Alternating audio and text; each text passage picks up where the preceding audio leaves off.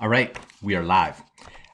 Today, what I really want to go and talk about is the three biggest mistakes new commercial real estate investors make, and these are the same mistakes I made. And I'm going to talk to you about the $13 million investing mistake that I made early in my career.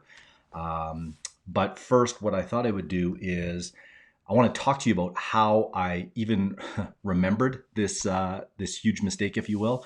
You would think something like after making kind of losing out on $13 million that you would remember that, but I think what I've done is I've kind of compartmentalized it so much that I just kind of pushed it off, if you will, and so I just don't think about it anymore.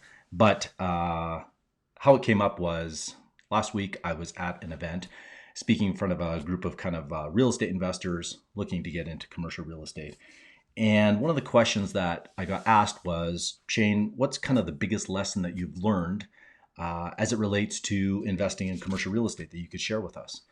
So the initial kind of topics that came to mind were buying in the wrong location, wrong timing, not having my money lined up, and kind of the questions would continue to come in. And there was a lady in the audience who I could tell that she must have had a live deal because she was asking questions. I would give her an answer, and then it would, a few other people would ask questions, and it would come back to her. And then at the end of the night, her and about five or six other people. Well, it started off with about 15, and then as time kind of went on, she just had more and more questions. And it kind of, I just said, like, why don't you tell me about the deal so that we can kind of cut through it, and I can give you as good of advice as I can, obviously given the time and knowing very little about your deal. So I don't want to give away too much of the specifics because I just want to respect her privacy. But let's just say it was kind of a 30 to 40 unit apartment building here in Calgary, and based on the numbers that she had told me, it sounded like a really attractive price. But her challenge was, and what she started off asking was, Shane, how do I find the right partner? And in hindsight, what I should have done is I should have asked her kind of initially, because we eventually got to it, but I should have asked, like, well, what are you bringing to the table and what are you looking for from a partner? And, she gave me that answer, and I'll get to that in a second. But ideally, or in my experience, there's really two types of partners. There's your money partner. This is someone that is, could be an angel investor. I mean, there's lots of different terms, but essentially someone that comes in with the bulk of the money. They either have it themselves or they have access to lots of capital. And that's really what they bring to the table. And you will pay, in terms of splitting the deal, generally quite a bit to bring in and attract a money partner. And there's nothing wrong with that. Personally, I've had that type of relationship, and it can work very well as long as the expectations on both parties are very clear up front. And then the second one is like a true partner, which is you're splitting the roles of finding the deals, executing, raising money, banking relationships, operations. So each person kind of comes in with a skill set, and then depending on who has more skills on, or is maybe better suited to do one or the other, you just kind of divvy it up that way. And in my experience, that's kind of the partner that I have right now, Jason. Like, we kind of divvy up our roles, if you will, where, Shane, my roles are more on fundraising, marketing, sales, leasing, finding deals. And Jason's more on the development, construction, banking. But the thing that I mentioned to this lady is I said, we can both do each other's job. And so when I look for a partner like that, I want 100% commitment. I don't want someone to say, well, I'm doing 50% of the work and you're going to do 50% of the work. I think I heard, might have been Jim Rohn or one of the kind of personal development guys talk about, in a relationship, when people think that it's got to be 50-50, it rarely ever is. You really want someone that's going to be 100% in and 100% in. And in my experience, that is, unless you're dealing with a straight equity partner where it's very clear, I'm bringing in the money, you're doing all the work, you're finding the deals. And that's it sounded like what was happening in this situation was she found the deal, and her partner that she was looking for was going to bring in both expertise and the money. And I said, in that type of a scenario, especially if you're a new investor, and this is where I'm going to eventually segue into the $13 million mistake that I made. And that is when you're really dealing with an investor that has expertise and money, and all you're doing is bringing in the deal, what can happen, and I've seen this, not in my own deals, but having been in commercial real estate, you hear the stories and you know the people that got screwed. I'm just going to paint a picture. And so let's say this lady and this gentleman, they partner up and they go down the path and they say, you know what? Yes, I'm going to bring in the money. I'll bring in the expertise to execute on this deal. You found it. So let's partner up and be 50-50. So everything's going great. This lady puts up her, call it $100,000 for due diligence and her part of the initial down payment, and then the second deposit once they go unconditional. And her partner puts up $100,000, but you got to remember, he might be coming from a background where he's got millions of dollars, and so $100,000 to him it's real money, but it's not nearly as significant. Where this lady, it might be her last $100,000, or it might be, she has to juggle some things to kind of get that money. I'm just trying to paint a picture so that you can kind of understand what happens. Now, you're going down the path of getting ready to close. Let's say you like the property, you remove conditions, meaning you are now, your money is hard. So let's say you've got $200,000 up, including your due diligence, and 2 weeks or a week prior to closing, and you think, hey, my equity partner, he's got everything teed up, we're ready to go. The equity partner calls and says, you know what? Let's just say her name is Kim. Kim, I don't like this deal as much as I did initially. I've been talking to some of the investors, and they're just not comfortable with you having 50% of the deal, making the decisions. And so, unfortunately, we're going to have to part ways. Look, I'm happy to buy you out, and I'll give you $50,000 for your trouble. So I'll give you your 100 back and maybe another 50. Or if you want, you can close the deal yourself. But we're not bringing any equity to the table. And so really what's happening is this partner is putting a gun to your head. And as you can see behind me here, like rules of the commercial real estate game, this is really about the players of the game. And unless you understand the players and you understand, well, I guess not the properties necessarily, but unless you understand the players and where you're getting the money, that is a scenario that I've seen happen to other investors where they thought they had a great partnership teed up, and at the last minute it falls apart. And what happens is the person that found the deal that thought they were going to get all this equity and was already kind of counting their money, unfortunately gets screwed out of the deal, and sometimes loses everything. So this is not the exact scenario that happened to me because it wasn't as predatory, but I do want to kind of share kind of the mistake that I made. And actually, just before I get into that, as I was leaving that meeting, what I realized, and I did mention this to, let's just call her Kim. I said, what happens in a lot of commercial real estate deals is you and we could talk for 2 hours tonight, Kim, and I can give you as much information as all the questions you're asking, I can answer them as best I can. Now, you may not like the answers and they may not resonate with you, but what happens is in a deal, think of it like stairs, and think of it like each stair, when you get to it, it lights up. So she knows the questions to ask on this staircase. But what happens is as she gets to that stair and then she's like, okay, well, I've got a JV agreement lined up with this guy. Now the next question is, well, wait a second, now they want a USA. And what happens when we go to the LP agreement and we need to start negotiating the terms and decisions and who gets rights and, what about splits? And so what happens is as you start to climb the stairs, you get more and more questions. And I said, what will happen is when you do your first deal, you're going to know all the different stairs and all the different, things that can kind of come up, and you're going to have that base of knowledge. So you're going to know, okay, well, I'm going to need to understand these situations, if you will. But the next time she goes to a deal, she's going to get to the third stair and it's going to light up in a different color. And what happens is, because there's so many nuances and variations in a commercial real estate deal, that it only comes with experience. And you can talk to, in my experience, guys that have 40 years experience, and they will tell you that every deal they do is different.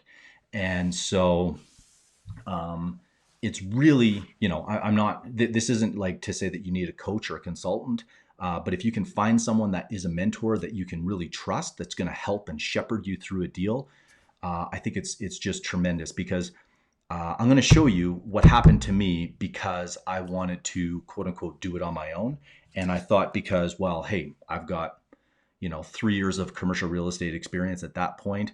I found this great opportunity, and I thought that I was in a position that I could pull it off. But as you'll see, it cost me dearly to have that kind of ego and mindset. So now, this situation where I missed out, if you will, on $13 million, I had found a great opportunity, and I had overestimated kind of the value that I was bringing to the excuse me, the value that I was bringing to the table. Because, as you're going to see, the best deal without the money, without having debt and equity lined up and not knowing how to structure the deal, can result in essentially nothing. So I want to go back to about 2008. I think that was the timing. I believe I was still at Sun Life. And like I said, I was just getting into commercial real estate. At the time, I was introduced to a gentleman, and it's not his real name, but let's call him Tristan. And he was a younger guy, very charismatic, dressed really nice, fancy car. He had like an office in like the top floor of the Petro-Canada building here in Calgary, which, I knew the rents had to have been very expensive. This is what I was told, actually, because I never actually went to his office. I generally meet him at the Bow Valley Club, which is a pretty prestigious place that kind of the heavy hitters in Calgary had memberships at. And this gentleman was a member there. He had the fancy suit. And he was actually introduced to me from a friend who worked at a Big Four accounting firm. And anyways, my friend thought, because I was in commercial real estate, I was sourcing opportunities, and this gentleman had money and was looking for opportunities. It would be kind of a good partnership, if you will. So we met, Tristan and I, several times, and we talked about what I was doing, what I was looking for. And I said, like, look, I really like the US. I think that there's an opportunity, there's an arbitrage opportunity, if you will, because I could tell based on my understanding of what was happening in Calgary. And so at that time, if you were buying like just a crappy older apartment building, they were trading, I want to say like 175 to 200 a door.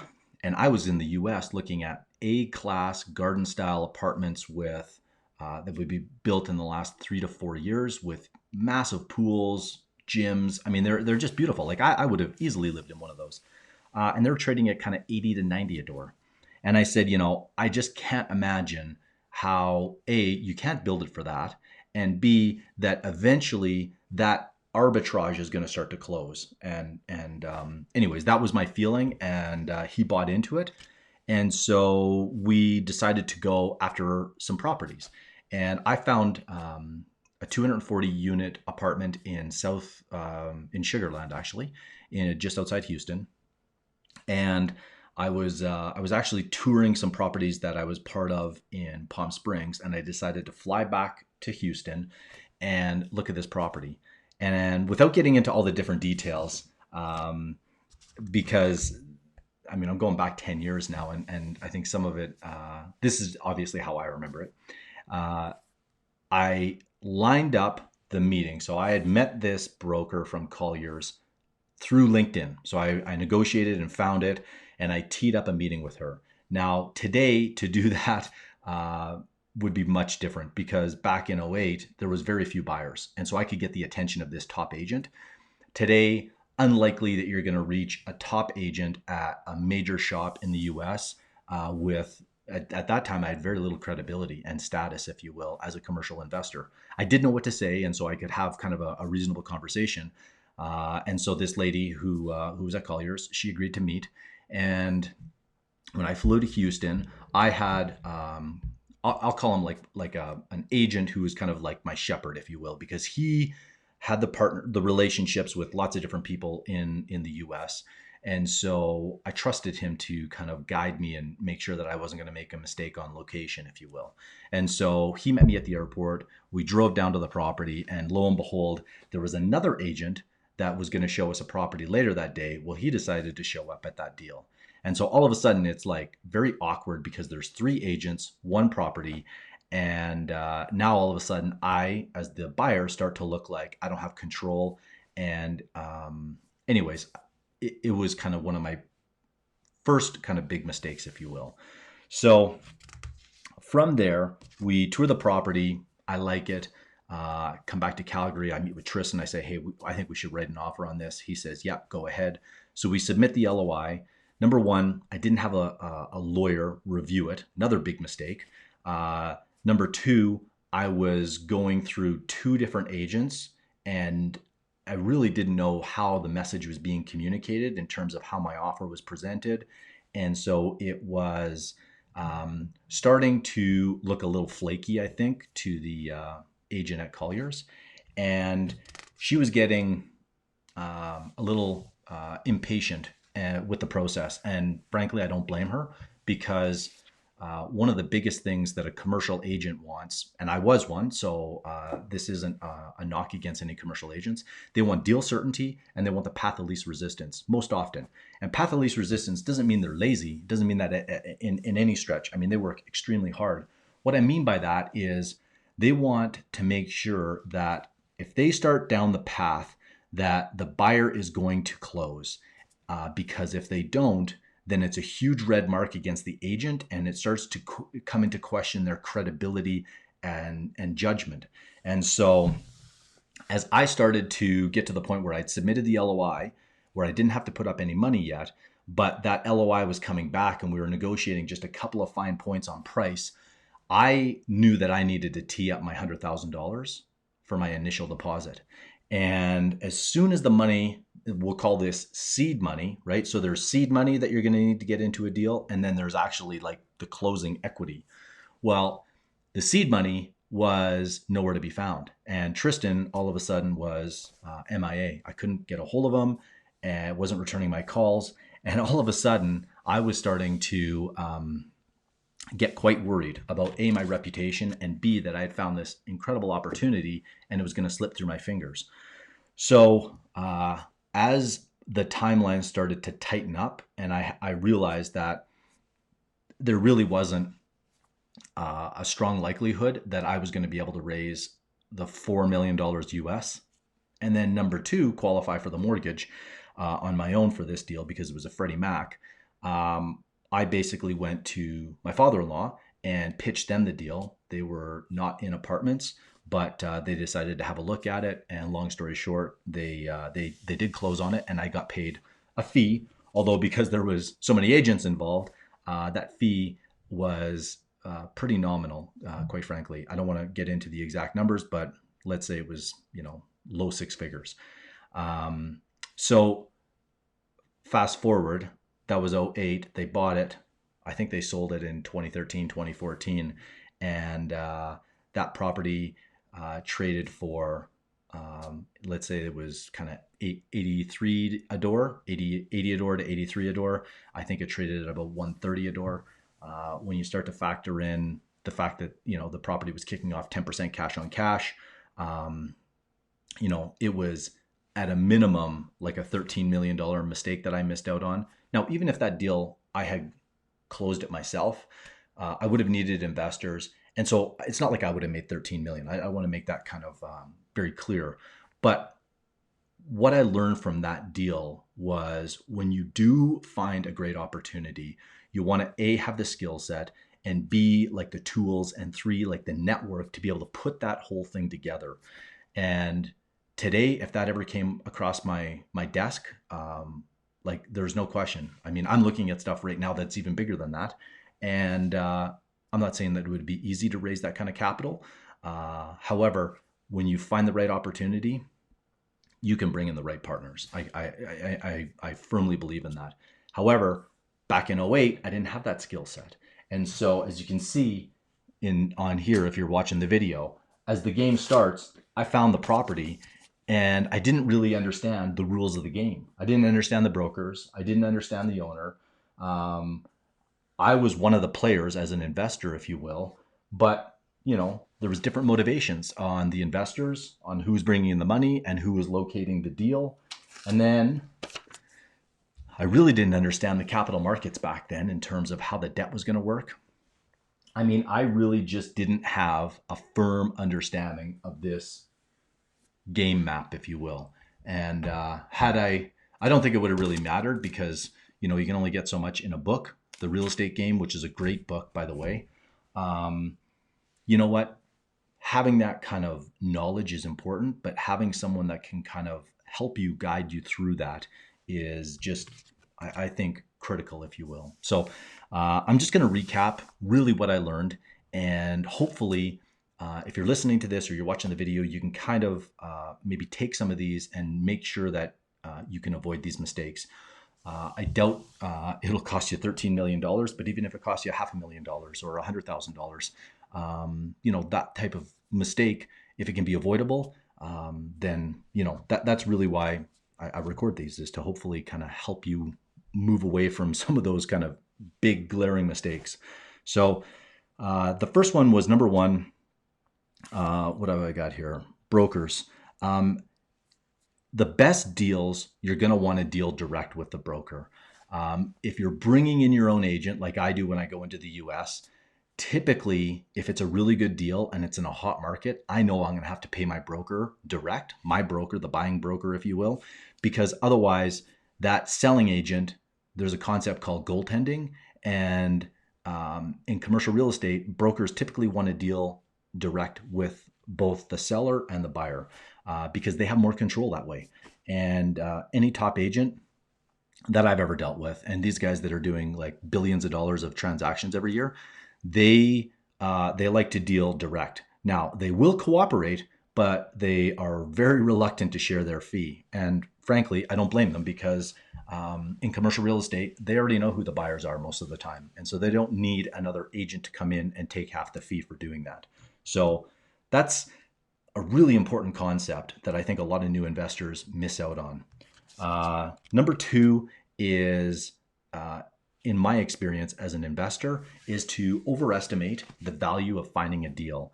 I think what happens is, and I've done this, so I'm speaking from experience, is that you, as an investor, when you find a deal, you are maybe a little bit too either optimistic or greedy in terms of thinking that what you deserve for finding that opportunity. Now, in today's market, where there's far fewer deals out there, you know what?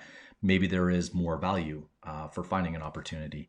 But I can tell you, when it was '08 and there was lots of deals to be had, I was definitely far too greedy and optimistic in terms of what I thought I should earn on that deal. So lesson number two. Lesson number three, in this case, I'm going to talk about market timing. So back in '08, I knew that, like, I just had this feeling that the market was right to be buying in, especially in the US. Now, obviously it's hindsight, and I know that, but if you rewind back to '08, there was a lot of fear, especially with the banking crisis going on down there. And it was very difficult to get debt. And there wasn't a lot of people, like people that I saw anyways, waited until about 2010, 2011 to start buying. But, had I been more prepared, if I had the skill set, if I had the network that I do today, back then, it would be a completely different story.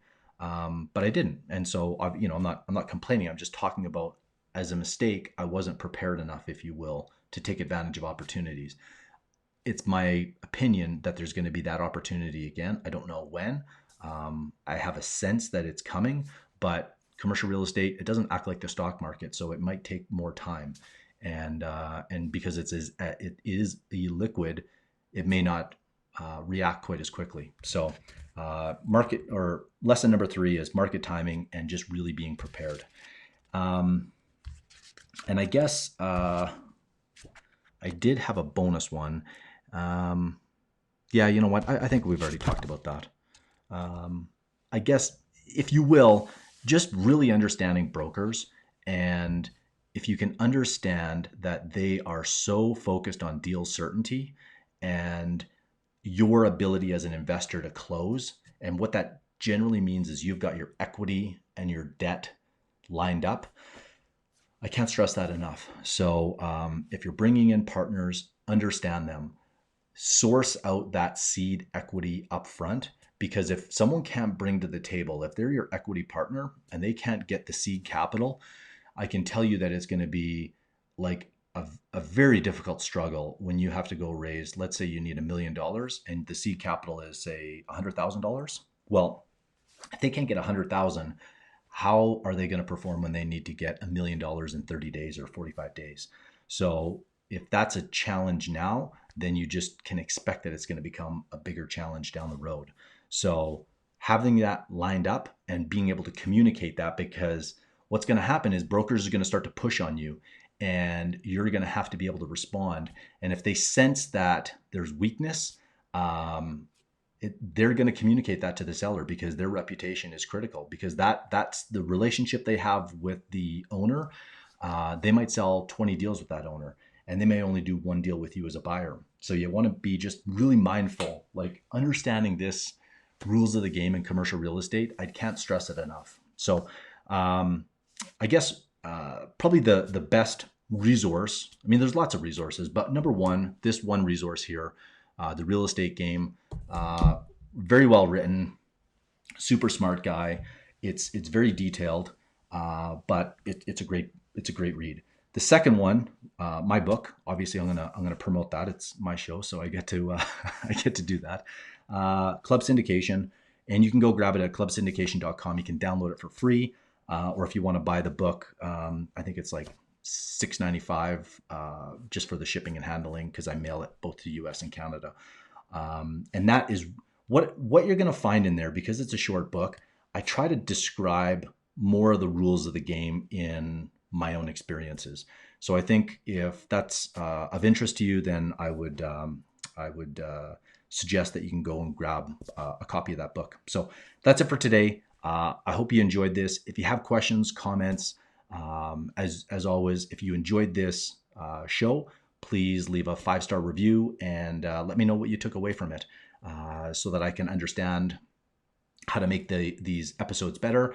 And if you have questions specifically as it relates to investing in commercial real estate, I'd love to hear from you. And if I get enough of them, I'll make a separate episode or show on it. So that's it for today. Bye for now. Thanks for tuning in, and we'll see you next week.